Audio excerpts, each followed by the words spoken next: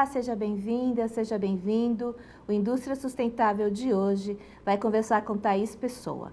Ela é gerente de marketing e sustentabilidade da EMAP, tradicional indústria do Ceará, e uma das maiores produtoras de ovos e aves do Nordeste. Aqui também a nossa comentarista Alcileia Farias, coordenadora do Núcleo SG da FIEC. Olá, Alcileia, seja bem-vinda. Obrigada, Cris. Mais uma semana juntas. Mais uma. Olá, Thaís, seja muito bem-vinda. Obrigada pelo convite. Thaís, eu gostaria de começar a nossa conversa falando sobre a EMAP. Ela é uma marca muito tradicional e respeitada no segmento, tem aí muitos anos de mercado. Eu queria que você contasse um pouquinho da história da EMAP, como é que ela surgiu e enfim, o que fez com que ela viesse para o mercado. Bom, a EMAP ela foi fundada pelo meu avô, Roberto Pessoa, há 60 anos. Né? Então, em 1963, ele tinha um sonho, né, de casar com a minha avó. E aí, ele resolveu abrir um negócio, né, no início, com foco em frango de corte. E aí, logo depois, ele mudou para o segmento da postura. E há 60 anos, inovando, sempre muito pioneiro, né? Ele sempre teve assim uma visão muito à frente, começou a fabricar a própria ração, que foi um diferencial dele, e aí foi criando outras unidades, né? Temos uma unidade na Bahia, a nossa outra unidade produtora na Serra da Ibiapaba, em Tianguá. Então, o negócio foi crescendo, depois veio a segunda geração, né, com os filhos. E agora, né, com a terceira geração, eu, meu irmão, meu primo também, entrando aí no negócio da família. Você falou que o seu avô queria casar com a sua avó, aí criou a EMAP, quer dizer que ela é resultado do amor dos seus avós, é isso? Isso, ele trabalhava numa indústria de ferragens, mas com o salário que ele ganhava lá, o meu bisavô disse, olha, você não vai conseguir casar, né? Com esse dinheiro que você ganha, você não vai conseguir casar.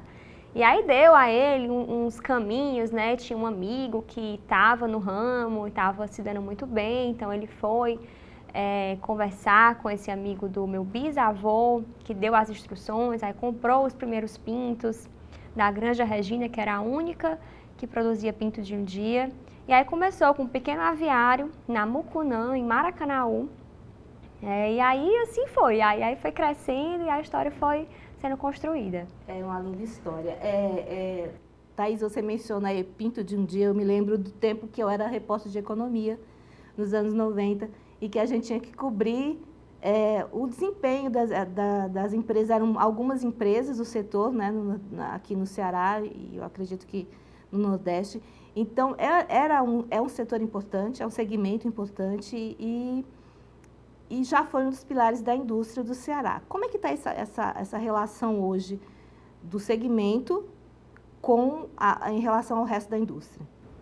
Bom, o segmento cresce, né? Está bem aquecido pelo protagonismo do ovo, né? O ovo cada vez mais tem sido um alimento reconhecido, né, como fonte de proteína, um alimento que sacia, né, que é democrático, que está na mesa de todos os brasileiros. Então não tem faixa etária, não tem classe social, realmente é um alimento muito democrático e é um alimento completo, né? O alimento é o segundo alimento mais completo em nutrientes, vitaminas, minerais, só perde para o leite materno. Então o ovo ele está cada vez mais, né, conquistando as mesas, né? O consumo per capita de 243 no Brasil, né, por pessoa, então aumentou aí bastante nos últimos anos, então tem sido significativo as indústrias, né, da avicultura, e são grandes players no nosso mercado do Ceará, que estão à frente desse setor, então o mercado está bem aquecido. Você mencionou que a empresa tem outras unidades fora do Ceará, né? Onde é que elas são localizadas? Bom, a gente tem 3 unidades aqui no Ceará e uma na Bahia, em Barreiras, na Bahia. Que é outra região industrial, a cidade de Barreiras? A cidade de Barreiras fica próximo a Luiz Eduardo Magalhães, né? Que é uma região que tem muito milho, muita soja, então meu avô também muito visionário, viu essa oportunidade de colocar uma unidade ali, isso em 1995, né, no ano que eu nasci. E aí ele montou essa outra unidade, né, na época ele era deputado, então nesse trajeto Brasília, ele viu essa oportunidade pela região, pelo mercado de milho, porque o nosso mercado ele é muito influenciado pela matéria-prima, né, que é o milho e a soja principais. Então ele viu ali uma oportunidade de negócio estratégico. Thaís, você mencionou que é uma indústria que está crescendo, que é pautada no ovo, que é um alimento completo. Eu pergunto a você, essa mudança de comportamento das pessoas, sempre em busca de uma vida mais saudável, de uma vida mais fitness, o ovo ganhou protagonismo nesse aspecto, diante desse novo estilo de vida das pessoas? Com certeza. Hoje em dia, assim, as pessoas comem ovo no café da manhã, no almoço, no jantar, né, em todas as refeições, sempre. E as diversas formas de se fazer o ovo, né? É omelete, é o pão com ovo, é no cuscuz, é a crepioca, enfim. Então, o ovo ele é muito versátil, né? São diversas formas de fazer. Até as cozinhas mais sofisticadas estão usando o ovo, né, como protagonismo. A cozinha oriental, né, que na nossa cidade temos bastantes restaurantes que a gente vê que usa o ovo ou como decorativo ou para dar aquela cremosidade. Então o ovo realmente ele tem sido cada vez mais presente na mesa das famílias e nas refeições. É democrático e é saudável, né? Você mencionou. Isso, saudável, né? Uma proteína, né? E sacia, né? Assim, você come 2 ovos, você fica saciado, né? Exatamente. Eu quero falar mais sobre esse assunto, eu quero falar sobre o crescimento, a expectativa de crescimento que vocês tenham para o setor de vocês, mas eu volto já já. A gente vai fazer a nossa primeira paradinha e volta já, fica aí.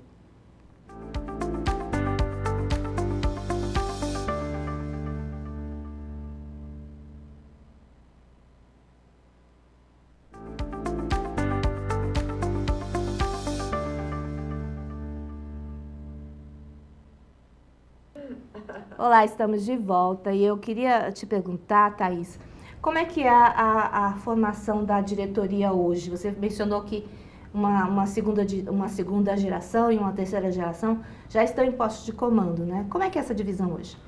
Bom, hoje o meu avô continua na presidência da empresa e aí as 3 filhas, Fernanda, Ania e Eveline, estão na diretoria, junto com o nosso diretor executivo, que é o Nonato, que trabalha com a gente também já há 40 anos, e o meu irmão também compõe a diretoria comercial. Então, elas se dividem entre financeiro, recursos humanos, marketing, comercial e produção, né? Então é uma predominância feminina, são muitas mulheres nesse comando, né?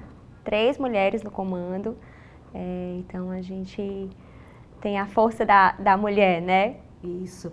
Em relação à visão empresarial, visão de negócios.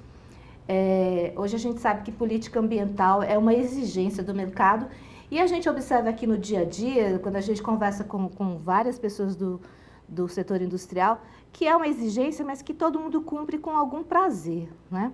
Eu queria saber, lá na EMAP, como é que vocês avaliam e como é que vocês veem a adoção de políticas ambientais?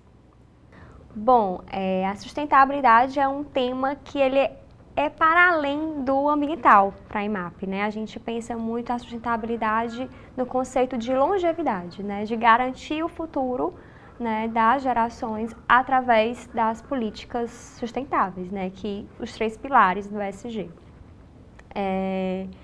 Então, como uma empresa de gerações, então para a gente isso é muito forte. E isso é muito puxado pelo nosso presidente, pelo meu avô.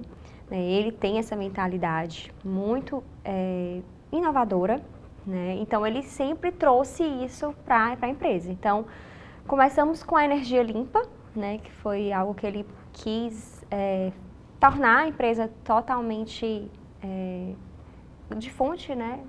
De energia limpa. Então hoje a gente tem 100% de abastecimento de energia limpa através de placas solares, captação de água da chuva para reaproveitamento.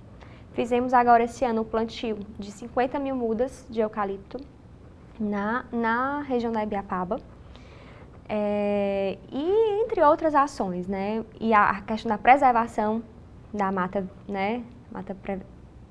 Da mata preservada, né? Que nosso terreno ele fica numa região onde a mata é virgem, né? Então a gente faz essa preservação. E aí todo o cuidado com a questão da reciclagem dos resíduos, né? Inventário de gases de efeito estufa, que é algo que a gente começou a fazer esse ano. Então tudo isso são iniciativas, são práticas que vêm entrando, né, no DNA realmente da empresa há alguns anos. Auxilé, me parece que a EMAP é mais um exemplo de iniciativa prévia ao estabelecimento da política ESG de uma maneira mais midiática, vamos dizer assim. Eles se anteciparam a isso? Como é que você avalia? Não acredito que se anteciparam. Eu fico mais olhando a questão de numa consonância geracional, eu diria isso, né? Dr. Roberto Pessoa, uma pessoa de mais idade, né? Ter essa visão de que o mundo está tratando disso, de que a minha empresa precisa atuar nessa agenda, porque ela precisa, sobretudo, se sustentar a longo prazo. Então, ter práticas ESG, ter práticas de ambiente que preze, né, pelo meio ambiente, que preze pela qualidade de vida das pessoas, do funcionário, que rege a gestão e a condução de um bom negócio, nada mais é do que ter os olhos na longevidade de uma empresa. Sem isso, a gente realmente corre o risco da empresa ir até ao fechamento. Porque o mundo cuida disso, exige isso, dá diretriz para que isso seja estabelecido. No próprio setor do núcleo ESG lá da FIEC, onde a gente está liderando, a gente tem discutido muito essa ação. Não é uma questão da nova geração. Gerações passadas já percebem que sim, se a demanda vem do mercado, eu preciso atender. É interessante isso, que a sua presença aqui traz esse panorama. Tem uma ideia meio que circula no mercado de que ESG é uma coisa de gente jovem, de executivo jovem, de executivo que está chegando, os millennials, os zennials, enfim. Mas não, o seu avô, 60 anos atrás, ele já criou uma empresa que trazia as bases para uma operação sustentável, né? Ele foi pioneiro, 60 anos atrás, ao criar o negócio dele e vem atuando, dando essas diretrizes. A minha pergunta para você é a seguinte: dentro da empresa, vocês conversam sobre a ESG com os colaboradores? Essa linguagem ESG já é uma coisa presente ou ainda está no nível de diretoria e de elaboração de projetos, enfim? A gente tem conversado bastante, né? Desde o meio do ano passado, esse assunto veio com mais evidência, quando a gente procurou a FIEC para buscar a certificação do ESG, né, que estamos nesse processo, e aí vem sendo discutido inicialmente, né, entre a diretoria, e esse ano a gente já começou a cascatear. Tivemos um evento agora em abril, onde a gente falou de cultura, falou de valores, né, de missão, de visão, a gente reforçou esses valores e a gente já abordou o tema ESG, né, e a cada 2 meses a gente tem feito alguns eventos, né, trazendo essa temática para os nossos colaboradores, para fazer com que eles internalizem o pensamento, né, porque realmente é algo que eles precisam aderir, né, eles têm que ser os primeiros a conquistarem, né, esse pensamento, né, e a gente precisa deles, a gente não faz nada sozinho, né. É verdade. O processo de certificação de vocês começou quando? Já tem algum tempo? A gente começou em novembro, né, mas ainda muito fazendo diagnóstico, entendendo o que a gente já tinha feito, o que a gente precisava melhorar, onde a gente precisava documentar, né, porque eu acho que a certificação ela vem muito com documentar o que você já faz, né, e tornar isso público, né, e tornar isso mais ter regras, né, trazer um acompanhamento para que aquilo não se perca, né, que aquilo continue e cada vez você consiga melhorar, evoluir. Né, aquilo não fique só nas iniciativas básicas. É assim mesmo, né, Auxilé? O processo de certificação é uma consolidação de uma prática já existente. Com certeza, né? Até no sentido lato da palavra, a gente certifica, a gente dá a ciência naquilo que já existe. Mas é claro que o processo dura, né, Thaís? Até 12 meses. Dentro desse processo, a gente passa por esse momento de diagnóstico que a gente chama de diagnóstico situacional, até porque todo mundo faz alguma coisa de ESG e nem sabe que se chama assim. A gente tem uma plataforma muito bem estruturada, diagramada, que facilita esse processo, mas sim, não é um processo de responder sim ou não, não é um processo binário. De forma alguma, é preciso trazer a evolução desde o primeiro momento, tá? Sempre de olho. É um processo muito bom para o crescimento da empresa. É verdade. A gente vai fazer a nossa próxima paradinha e no bloco final a gente vai retomar alguns temas e eu quero saber sobre a posição da juventude dentro da empresa. Fica aí.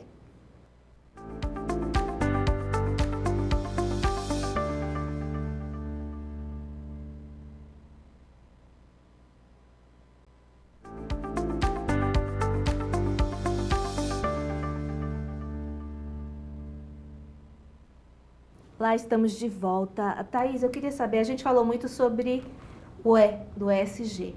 Eu queria saber do social. Você comentou que existem eventos que vocês realizam periodicamente, que é um momento em que vocês conversam com os colaboradores e trazem alguns temas. Como é que é essa política interna da empresa? Bom, isso é algo novo para a gente. Eu acho que até o ESG fez com que a gente trouxesse isso para a agenda, né? E código de conduta que a gente está institucionalizando, né? O assunto de diversidade, de inclusão, de assédio, abuso, todos esses temas, né?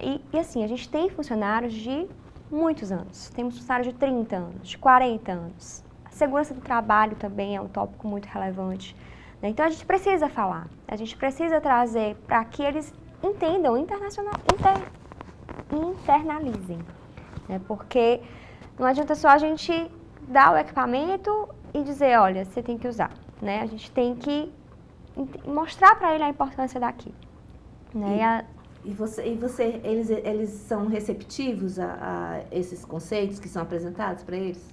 A gente tem se surpreendido. Assim, não é fácil, né? Como eu disse, tem muitos funcionários antigos, então que não tem essa mente, às vezes, tão aberta, mas a gente tem se surpreendido positivamente com algumas temáticas, sim. Thaís, você mencionou que vocês têm funcionários lá e que há uma grande diferença de idade, né? Tem gente que está lá há 30 anos, há 40 anos, não que tem 30 anos, mas que está lá trabalhando há 30, 40 anos, e tem os jovens. Como é que a empresa lida com essas diferenças etárias? Olha, é muito bom, porque eu mesmo na minha equipe vivencio isso. E assim, a experiência com a mente impulsiona a que a gente queira cada vez mais trazer o novo, melhorar, né? Sempre com o olhar de quem já viveu, de quem já tem uma experiência. Então, complementa bastante. Lógico, tem os momentos, né, de discordância, de conflitos, mas sempre olhando por uma ótica construtiva, né? De como a gente pode ultrapassar aquele desafio e fazer daquilo algo positivo para a empresa. Alcileia, a Thaís, ela mencionou que essa mescla de experiência e uma mente mais jovem, mais inovadora, mais aberta para as grandes questões atuais, ela é positiva, ela é complementar. Você avalia assim também? Avalio sim, a diversidade é uma riqueza, né? A diversidade de cultura, a diversidade etária, a diversidade de religião, de formações. Ter uma equipe diversa, Cris, isso é muito positivo para qualquer empresa. Perceba, se junta no entorno de um projeto diferentes opiniões, vivências e culturas. Então a gente traz com certeza criatividade para a mesa, a gente traz com certeza inovação e a gente também traz muito da experiência, porque tem experiência mesmo que só a vida apresenta para a gente. Não há nas prateleiras da academia, né, uma experiência. Então eu tenho certeza que as pessoas com as idades mais avançadas, de mais tempo de empresa, não só têm, como devem ter uma voz ativa nos processos decisórios, com certeza. Thaís, quais seriam, assim, diante de você é diretora na empresa também, não é? Gerente. Gerente, você é gerente e tem uma diretoria basicamente feminina, prioritariamente feminina. Vocês têm um olhar, me parece que esse olhar converge para uma coisa mais sensível em relação ao público interno e ao público externo. Teria algum tipo de desafio maior na gestão de vocês hoje em relação a todas essas questões que o mundo coloca? O mundo moderno coloca a necessidade de você ser sustentável, a necessidade de você ser ético. Não que em outros tempos não fosse necessário, mas hoje existe uma fiscalização, uma vigilância disso. A necessidade de você ser diverso, a necessidade de você não ser racista, a necessidade de você entregar à sociedade aquilo que você recebeu em diversas formas de devolução.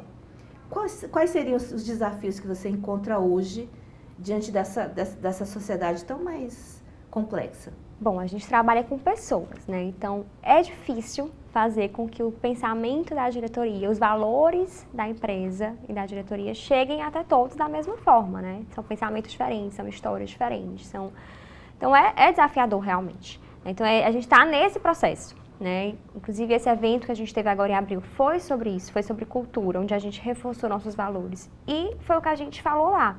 Os nossos valores são é o que vai nos nortear para nossas decisões internas, externas. Né? Então, é muito forte isso. Então, quando você tem valores fortes e uma cultura forte, isso vai sendo um processo natural, né? Não deixa de ser desafiador, mas vai sendo mais natural. A Auxileia, ela definiu muito bem ali uma cultura organizacional, né? Ela traçou os pontos, os desafios. Qual o peso da cultura organizacional hoje para uma empresa ter um bom desempenho dentro dessa agenda? Olha, é fundamental. A gente sabe dos desafios, a gente sabe que trata-se de um tema particularmente novo.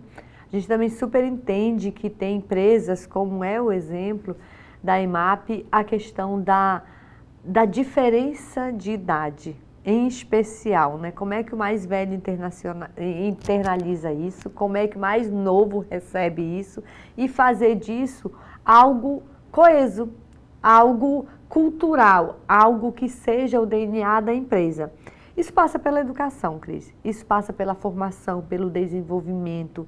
O desenvolvimento organizacional, o planejamento estratégico de uma empresa passa pela formação disso junto ao funcionário. E a EMAP investe muito nisso. Tem investido, a gente tem acompanhado todo esse processo que a EMAP está passando na certificação ESG da FIEC. Ela não tem medido esforços para capacitar e qualificar, para que todo mundo esteja alinhado com a cultura da empresa. Em uma palavra, o futuro da EMAP é verde, sim ou não? Sim, com certeza verde.